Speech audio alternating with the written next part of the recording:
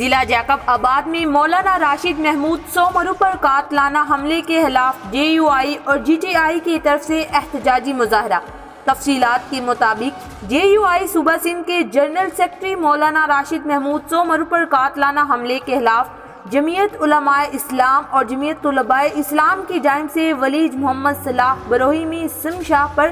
جمعیت علماء اسلام اور جمعیت طلباء اسلام تحصیل کی جانب سے JUI تحصیل نائب امیر مولانا کریم بخش پندرانی، GTI کے تحصیل صدر محکم الدین بروہی، احمد الدین بروہی، ڈاکٹر ثناء اللہ پندرانی، عبدالوہاب بروہی، ڈاکٹر محمد پناہ بروہی، امین اللہ بروہی اور دیگر کی قیادت میں راستہ بند کر کے احتجاجی مظاہرہ اور سخت نعرے بازی کی گئی ہے۔